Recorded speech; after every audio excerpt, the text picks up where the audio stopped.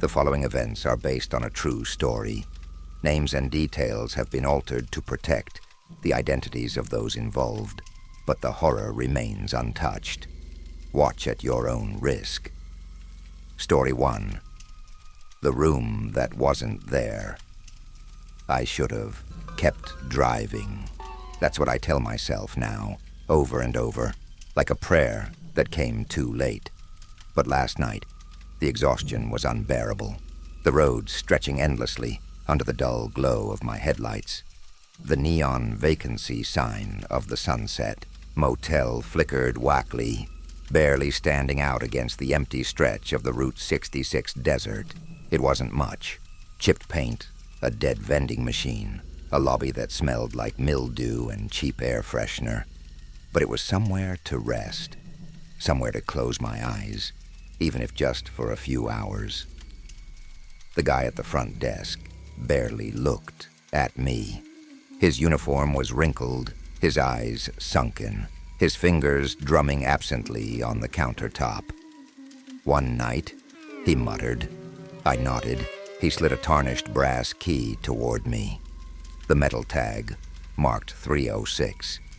His nails were bitten to the skin. End of the hall. Last door on the right. His voice was hoarse, like he hadn't spoken in hours. I didn't think much of it. I just took the key, mumbled a tired "thanks," and made my way to the room.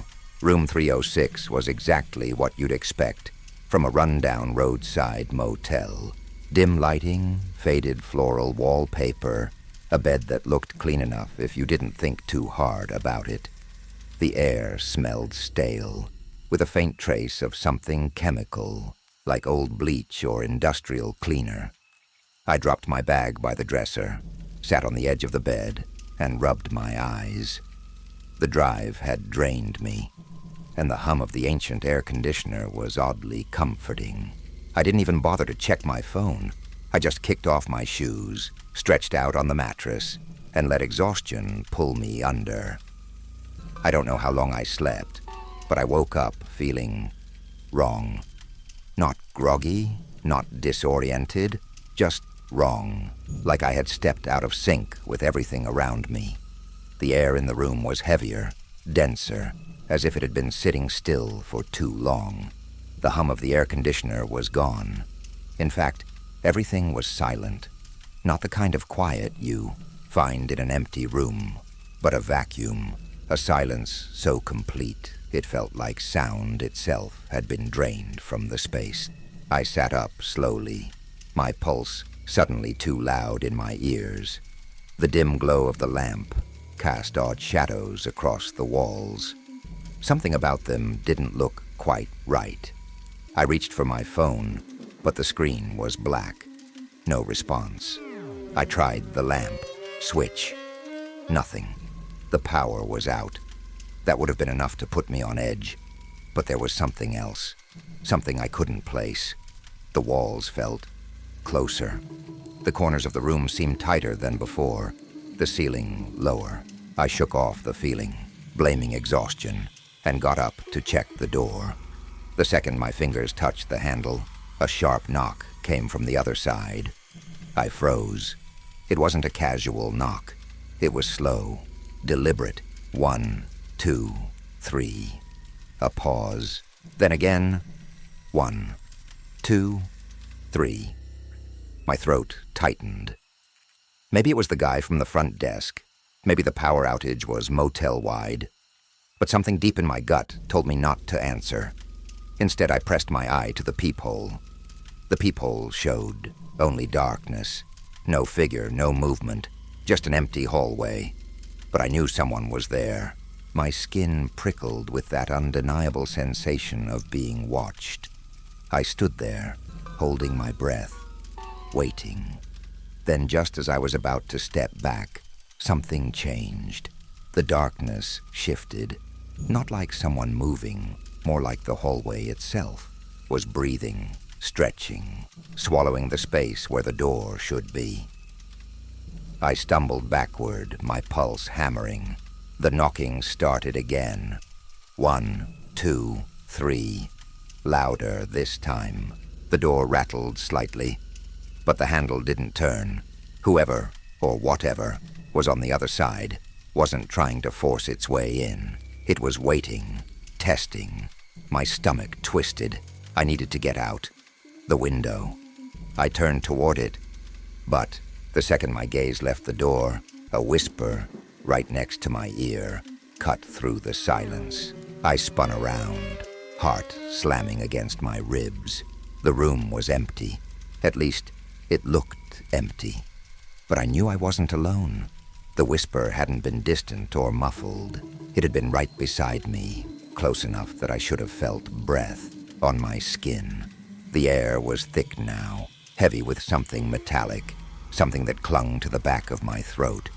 I didn't stay to think about it. I lunged for the door, twisted the handle, locked. No, I hadn't locked it. I was sure of it. My hands shook as I yanked and twisted the knob, my pulse a frantic drumbeat in my ears. The knocking had stopped. So had the whispering. The silence returned, pressing against me, swallowing every sound except for my own ragged breathing. And then, just when I thought, maybe, I had imagined it all, I heard it. Not from the door, not from the hallway, from behind me. A creak. Soft, slow, deliberate. It came from the corner of the room, the one I had barely glanced at since waking up. My breath hitched. I didn't want to turn around. I knew I wasn't alone anymore. The air behind me felt wrong, like it was bending, warping around something that wasn't supposed to be there. Every nerve in my body screamed for me to run, but my legs wouldn't move. Then, the whisper came again, closer this time. A single word, my name. It knew my name. My stomach lurched, nausea clawing at my throat. I turned my head just enough to see it from the corner of my eye. There was a shape in the dark, not a person, not exactly, but something standing there, tall and unmoving, its edges flickering like a shadow that didn't belong. I didn't breathe. I didn't blink. If I moved, if I acknowledged it any further, I knew it would do something. The air around it seemed to ripple, distorting the space as if the room itself was rejecting its presence. My body screamed at me to run, but my feet were rooted to the filthy carpet. Then, the worst thing happened. It moved, a single, jerking step forward, its form stretching unnaturally as it did. I bolted. I don't remember unlocking the door. I don't remember running down the hallway or bursting into the front lobby, gasping for air. But I remember the way. The receptionist looked at me when I slammed my hands on the desk. His tired eyes flicked to the key I still clutched in my fist. 306. His face drained of color. "Sir," he said, voice barely above a whisper, "we don't have a room 306. My stomach twisted as I turned, looking back down the hallway. It was shorter now, ending in a solid wall where my door had been. There was no room 306. There never had been. Has anyone ever experienced something like this? I know what I saw. I know I was inside that room. So why does it feel like a part of me never really left? Story 2. Do not disturb. I should have listened. We both should have. When the motel clerk handed us the key, he barely looked up from his desk. His voice was flat, almost rehearsed. "Room 212, checkouts at noon, and if you hear anything from the room next door, don't open your door." I laughed, thinking it was some weird attempt at a joke. My boyfriend, Jake, just gave the guy a nod and took the key. Neither of us questioned it. We were exhausted from the long drive, and all we wanted was a few hours of sleep before hitting the road again. The motel was the kind of place you don't ask questions about. Dim lighting, peeling wallpaper, the faint scent of mildew in the air. We dropped our bags, locked the door, and collapsed onto the stiff mattress, too tired to care about anything else. Let me know if you'd like any tweaks before I continue with the next part. Sometime after midnight, I woke up.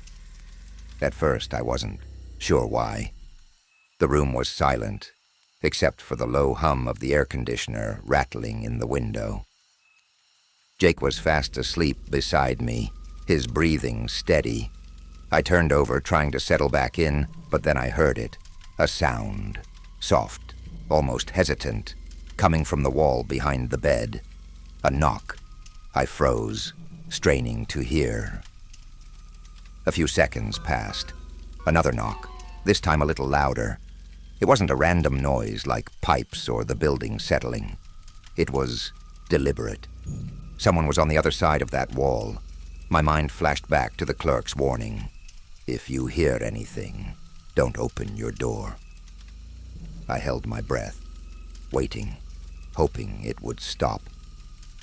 But then came the voice, muffled, weak. A woman. At first, I couldn't make out the words, just the tone, pleading, desperate. Then between the muffled sobs, I caught it. Please, help me. My stomach twisted. I shook Jake's shoulder, whispering his name. He groaned, half asleep, but I didn't stop. Listen, I urged. Another knock, then a frantic, shaky whisper. Please, he won't let me out. Jake sat up, rubbing his face. What the hell? He mumbled, still groggy.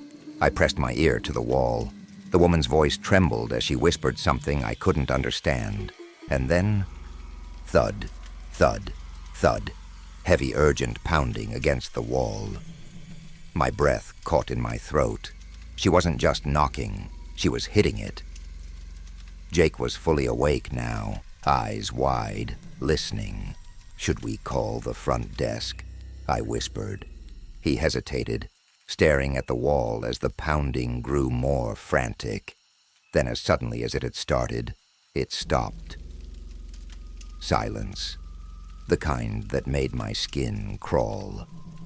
Maybe someone's messing with us, Jake said, but I could hear the uncertainty in his voice. I grabbed my phone and dialed the motel's front desk. It rang twice before the same bored voice from earlier answered. Front desk. I swallowed hard. There's someone in the room next to us. A woman. She's knocking on the wall and saying she needs help. A long pause. Then, in that same monotone voice, Ma'am, there's no one in that room. I felt a chill creep up my spine. No, you don't understand, I insisted. We both heard her. She was pounding on the wall. She said someone wouldn't let her out. Another pause, longer this time. Then the clerk spoke again, slower. That room is empty. It's been empty. I turned to Jake, my hand covering the phone speaker. They're saying no one's there. He frowned, clearly unsettled, but then we both jumped as another sound shattered the silence. This time, not a knock, a scrape. Long, deliberate, something heavy dragging across the floor. From the other side of the wall, Jake stood up, pacing. This is messed up, he muttered. I could see the battle in his expression. Part of him wanted to ignore it, to follow the clerk's warning. The other part, the rational side, couldn't let it go. What if she's really in trouble? He said. I didn't have an answer. My gut screamed at me to stay put, to lock the door and forget we ever heard anything. But then we heard it. Something new. A soft click. The sound of a door unlocking. Our door hadn't moved, but we knew exactly where it had come from. Jake and I looked at each other, barely breathing. The room next to us, the one that was supposedly empty. A faint creak followed. like someone pressing their weight against an old, heavy door, and then footsteps. The footsteps were slow, deliberate, moving toward our wall, then stopping. My pulse pounded in my ears. Jake motioned for me to stay quiet, his eyes locked on the door. Then, just when I thought the silence would stretch forever, a whisper slipped through the wall. "I know you hear me." I clapped a hand over my mouth, my entire body stiff. Jake grabbed the phone again, redialing the front desk with shaky fingers. The clerk answered on the first ring, but before Jake could speak, the voice on the other end said, "Do not open your door." My stomach turned to ice. "Who is in that room?" Jake demanded, his voice shaking. But the clerk simply repeated, "Do not open your door." This time the words were urgent, a warning. Then the footsteps moved again, this time toward our door. A light knock, barely audible. Tap, tap, tap. I squeezed my eyes shut, gripping Jake's arm. Then the knob turned. It rattled once, twice. Someone was testing it. My breath caught in my throat. The old metal lock held, but I didn't dare move. For a moment, everything was completely still. Then from the other side of the door, the voice spoke one last time. "You should have opened when I knocked the first time." And then silence. Morning came, but we didn't sleep. We stayed locked in that room until daylight seeped through the thin motel curtains. When we finally worked up the courage to leave, we rushed past the front desk, expecting the clerk to stop us to explain something, but the desk was empty. As we stepped outside, I glanced down the row of rooms, heart still hammering. The door to room 213 stood slightly ajar. From where I stood, I could just make out the sign hanging from the handle. A plain white tag with bold red letters. "Do not disturb." Story 3. The Man in the Mirror. I never liked motels. Something sober, a cheap, dimly lit room with outdated furniture always gave me an uneasy feeling. But when you're driving from St. Louis to Chicago for a sales conference and exhaustion hits like a brick wall, even the shadiest roadside inn feels like a blessing. I checked in around 10 p.m., tossing my duffel bag onto the bed before heading straight to the bathroom to splash cold water on my face. That's when I noticed it, the mirror. At first, I couldn't put my finger on what was wrong. The reflection seemed normal enough. A dull white sink, a flickering overhead light, my own tired face staring back. But as I reached for the towel, I saw it. My reflection didn't move at the same time I did. It lagged. It was barely noticeable, maybe half a second behind. But once I saw it, I couldn't unsee it. I waved my hand. My reflection followed, but late. I stood there, testing it over and over, convincing myself it was just my imagination. Maybe I was overtired. Maybe the lighting was playing tricks on me. After all, I'd driven nearly 6 hours straight. My brain was fried, so I did what any reasonable person would do. I turned off the bathroom light, shut the door, and forced myself to forget about it.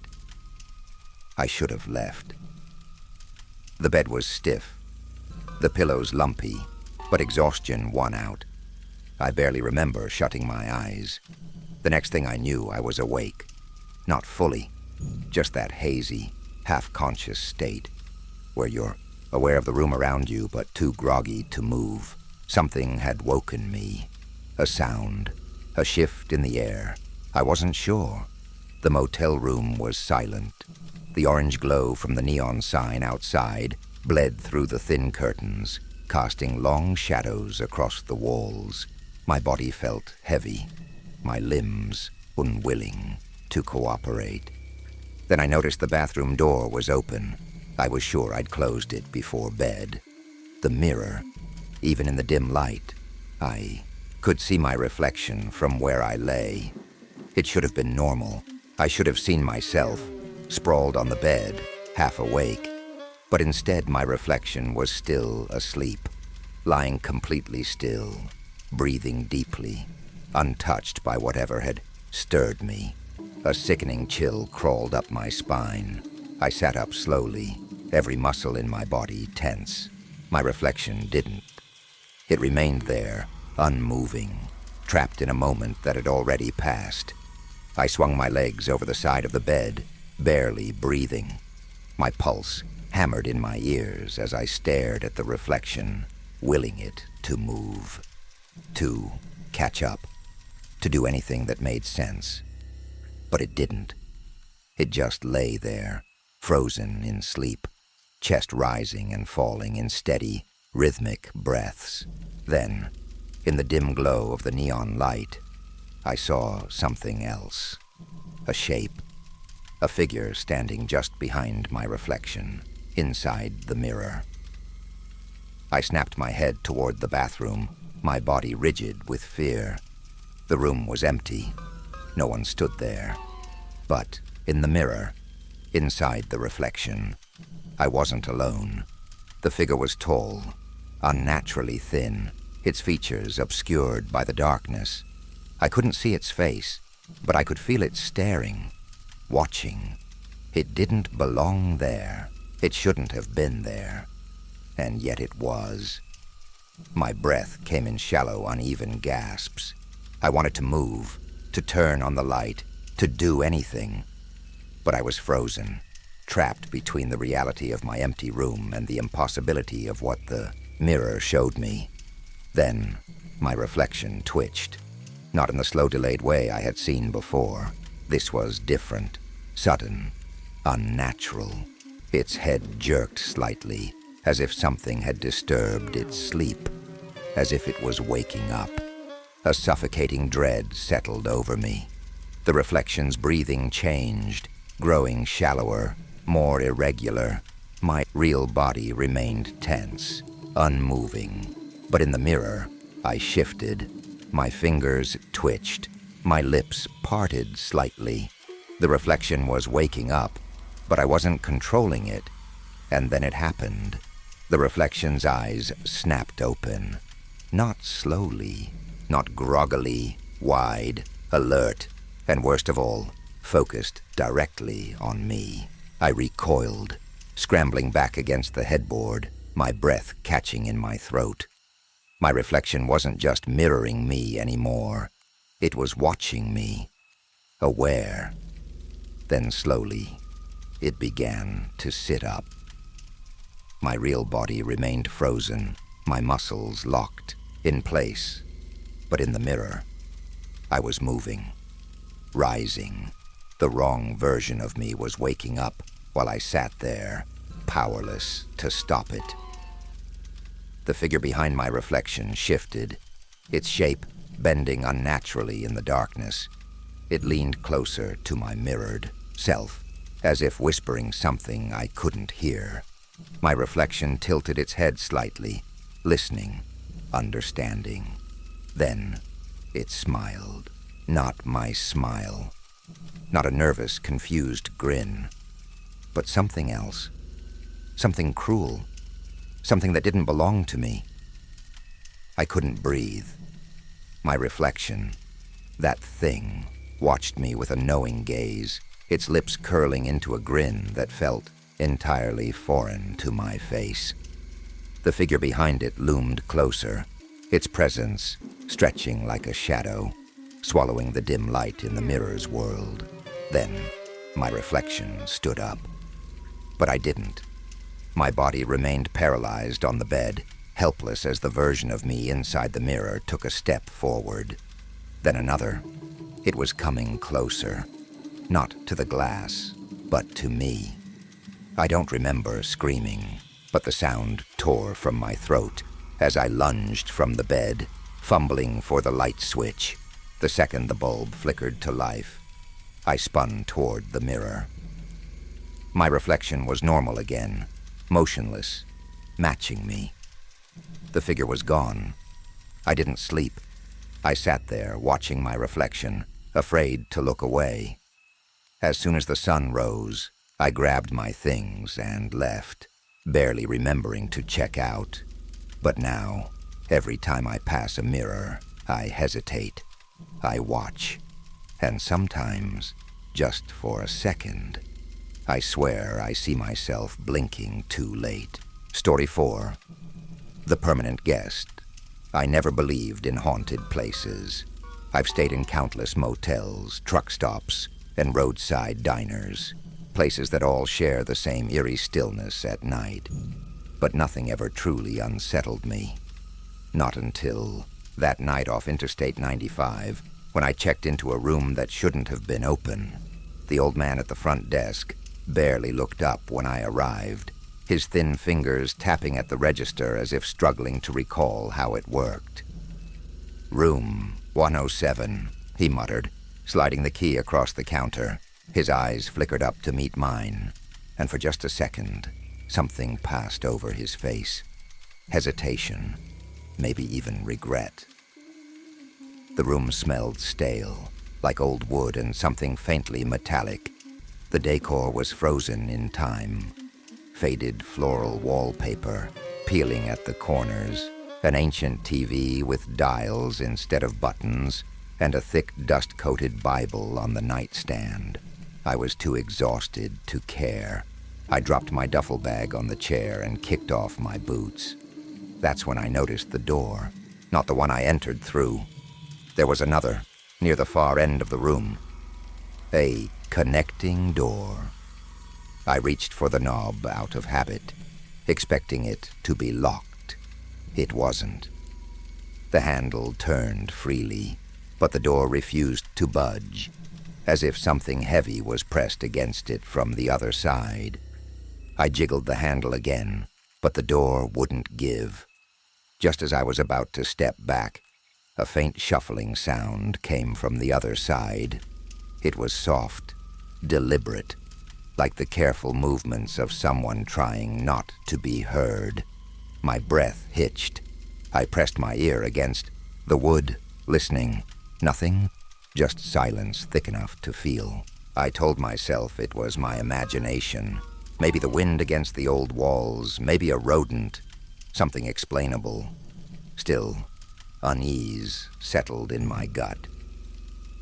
I turned away and locked the main door to my room, double-checking it out of habit. I was exhausted. I had another long drive ahead in the morning, and I wasn't about to let a weird old door keep me up. Stripping down to my undershirt, I climbed into bed and flicked off the lamp. The room sank into darkness. It didn't take long before I drifted into that heavy, half-aware state of exhaustion. That's why at first I thought I was dreaming. The murmuring started low, barely more than a breath of sound. A hoarse, rhythmic whisper, spoken in a language I couldn't place. It was coming from the door. I bolted upright, my pulse hammering. The voice continued, muffled but distinct, a slow, deliberate cadence like someone reciting a prayer or a curse. My mouth went dry. I wasn't alone. Someone was on the other side. I grabbed my phone, turned on the flashlight, and aimed it at the door. The wood was shifting, trembling, as if something was pressing against it from the other side. Not knocking, pushing. Every instinct screamed at me to get out, but my legs felt cemented to the mattress. The murmuring grew louder, more desperate, the syllables alien and wet, like a voice struggling through a mouthful of water. I reached for my duffel, my fingers fumbling for the handle of my pocket knife, when silence. The noise stopped. The door stood perfectly still, as if nothing had happened. My breaths came ragged, my heart pounding in my ears. Maybe I was overtired. Maybe the stress of the road was messing with me. I forced a weak chuckle, rubbing a hand down my face. just a bad dream. But as I turned off the flashlight, my stomach dropped. The door was open an inch. I froze, my body going rigid. No, that door was locked. I was sure of it. I hadn't even heard it open. The sliver of darkness beyond the crack felt wrong, deeper than the dim motel lighting should allow. A gust of cold, damp air leaked into the room, carrying the scent of something rotten. I leapt out of bed and lunged for the main door, yanking at the lock. My hands shook so hard it took 2 tries to get it undone. The moment I pulled it open, the hallway lights flickered violently, and in the dim, stuttering glow, I saw a figure standing at the far end of the corridor. He was tall, too thin, his arms hanging limp at his sides. His clothes were wrong, old-fashioned like something out of the 1950s, stiff, stained slacks, and a button-down that hung loose on his frame. His head tilted slightly, his face just beyond the reach of the flickering light. But the worst part, his lips were still moving. He was still murmuring, the same hoarse whisper of a language I couldn't understand. My breath came in quick, shallow bursts. I took a step back into my room, debating whether to make a run for it, when he moved. Not walked, moved. 1 second. He was at the end of the hall. The next, he was closer. Too close. I slammed the door shut and threw the lock, stumbling backward until I hit the far wall. My pulse was a drum in my ears. The murmuring was right outside now, just past the wood. I squeezed my eyes shut, gripping the edge of the nightstand like it was the only thing keeping me grounded. This isn't happening. This isn't real. A sound, a long, slow scraping against the door, like fingernails dragged across the wood. Then, a single, unmistakable word in English, hoarse, distorted, but clear enough to chill my blood. Guest. I didn't wait to hear more. My hands fumbled for my phone, my fingers numb as I pulled up the motel's front desk number. No signal. I cursed under my breath, my mind racing. The only way out was through the front door, but the thing outside was still there. Its whispers slithered through the cracks in the wood, a rhythmic chant that made my skin crawl. I scanned the room for anything I could use as a weapon. The lamp, the heavy Bible, the rusty coat hanger in the closet. None of it would help if he got inside. The door rattled once, gently, like someone testing the lock. Then a pause, then a second and harder shake. My breath hitched. He was trying to get in. I backed away, my spine pressing against the cold motel wall. Think, the windows. Could I break one? But as I turned, my stomach twisted into a knot. The reflection in the mirror above the dresser showed something wrong. The room looked the same, except for the door. In the mirror's reflection, the connecting door was wide open. A black, empty space stretched beyond it, deeper than any normal room should be. My own reflection looked wrong, too. My face was there, but my eyes were locked on something behind me, something I couldn't see in real life. I spun around, heart hammering, but the door was still closed. I let out a shaky breath, rubbing my eyes. I was losing it. Just sleep deprivation, stress, a bad case of road paranoia. That's what I told myself. But my reflection didn't move as I did. I stepped forward. The man in the mirror stayed still. Then he smiled, a wide, awful grin that wasn't mine, stretching too far, exposing too many teeth.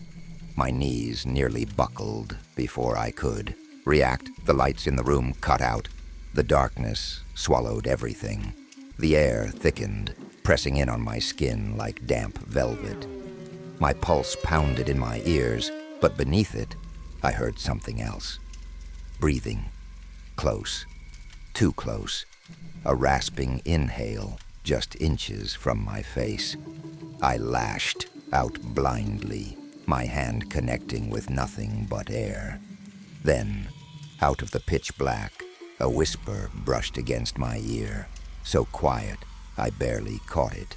A single word, drawn out and wet. Stay. That was it. I wasn't sticking around to see what happened next. My fingers scrambled for the motel door, found the handle, and yanked with everything I had. It wouldn't budge.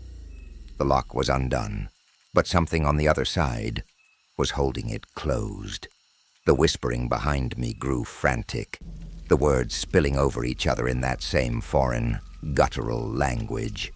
I slammed my shoulder into the door. Again. Finally, with one last, desperate shove, it burst open, sending me stumbling into the dim hallway. The lights flickered erratically, but the corridor was empty. No sign of the man, no sign of whatever had been in my room. I bolted down the hallway, past peeling wallpaper and flickering sconces, straight to the front desk. The old man was still there, exactly as I'd left him, his expression unreadable. He didn't look surprised to see me panting, pale and shaking. "You were in 107, weren't you?" His voice was quiet, matter of fact. I could barely nod. He sighed, rubbing a hand over his wrinkled face. "That room's been sealed for decades. After what happened?" He trailed off, shaking his head, but I guess sometimes they still let themselves in. I didn't ask what he meant. I didn't want to know. I just grabbed my keys and left, the cool night air burning in my lungs as I rushed to my truck. As I started the engine, my headlights illuminated the second-floor walkway. Room 107's curtains shifted, just slightly, as if someone were watching. I peeled out of that lot, not caring about the speed limit, not stopping until I was miles away. But even now, sometimes, in the quiet stretches of highway at night, I swear I still hear it. That same low, murmuring whisper, just beneath the hum of my engine, like someone is still trying to speak to me. Story 5. Checkout impossible. I never liked motels. There was always something off about them. Cheap wallpaper peeling at the edges, flickering neon signs humming like dying, insects, and that constant underlying scent of cigarette smoke and old carpet. But when you're driving alone at 2 a.m. on the outskirts of Los Angeles, your standards drop. The glowing red letters of Sunset Inn were the only invitation I had, and exhaustion made the decision for me. The lobby was empty when I arrived, but a small bell sat on the counter. I tapped it, and almost instantly, a voice crackled through an unseen speaker. "Room 207 is ready for you. Please enjoy your stay." There was no receptionist, no paperwork, just a key card that slid out of a tiny drawer beneath the counter. I hesitated. Who ran a motel like this? But fatigue overruled paranoia. I grabbed the key and took the dimly lit stairs up to my room. It wasn't terrible. The bed looked clean enough. The air conditioner rattled but worked, and the door locked. That was all I needed. I collapsed onto the mattress, not even bothering to undress and let sleep take over. When I woke up, it was already morning. Sunlight struggled to pierce through the thick yellowed curtains. I rubbed my eyes, grabbed my bag, and headed for the door. But the hallway outside, it wasn't right. It looked identical to the one I'd entered last night. Same faded carpet, same buzzing overhead light. I shrugged it off and made my way toward the stairwell. But when I pushed open the door, I didn't see the stairs. I saw the same hallway, the same exact hallway. I turned around. My door Room 207 was still there behind me. My stomach tightened. I hurried back to the door, locked it, unlocked it, stepped out again. The same hallway stretched ahead of me. I tried the opposite direction, half jogging this time. There had to be another exit, an emergency stairwell, a fire escape, something. But every door I opened led right back to the same corridor. I was panting now. My pulse thundered against my ribs. What the hell is going on? I fumbled for my phone and dialed the front desk. A faint click preceded the automated voice. "The checkout is not yet available for you." A chill ran down my spine. I swallowed hard and pressed redial. "The checkout is not yet available for you." I hit redial again. "The checkout is not yet available for you." This time, I didn't hang up. My hands shook as I held the phone to my ear, listening to the silence on the other end. Then very softly, I heard breathing. I dropped the phone. My whole body was shaking now. This was some kind of prank, some sick joke. But there was no laughter, no hidden cameras, no sign of anyone else in this place. I sprinted down the hall, trying every door. Some were locked, some opened, but they all led back to the same goddamn hallway. Then I noticed something worse. Room 207 was everywhere. Every door, no matter how far I ran, had the same tarnished plaque, the same chipped numbers, the same room. My stomach lurched. I turned the knob on one at random and threw the door open. Inside, my suitcase was still on the floor. The bed was still unmade. And the worst part? The covers were still warm. I staggered back, slamming the door shut. This wasn't possible. My mind was spinning, trying to rationalize, to explain. But there was no explanation for this. I forced myself to breathe. Think. The motel had a lobby. If I could find the front desk, if I could find anyone, maybe I could figure this out. I walked, slowly, this time, following the lights, checking the walls. I kept my hand against the cheap wallpaper, trying to sense if the corridor curved, twisted, changed, but it didn't. It just went on forever. Then, finally, something new. At the far end of the hallway, a door slightly ajar. Not a room, not numbered, just open. I hesitated. My skin crawled with the certainty that whatever was behind it was waiting for me. But I had no choice. I stepped forward and pushed it open. The lobby was exactly as I remembered it. Same empty front desk, same cracked leather couch. The neon glow from outside bathed everything in a sickly red light. But the front doors? They weren't there, just more hallway. I let out a strangled breath, backing up, until I saw something I had missed before. The motel ledger sat on the counter, and my name was already inside it. But it wasn't alone. There were dozens of names, hundreds.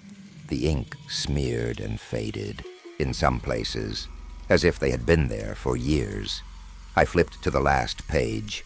One name stood out, the most recent entry. My hands turned to ice as I read the words beneath it. Checkout pending. A door creaked behind me. I turned, and the last thing I saw was the hallway, waiting for me again.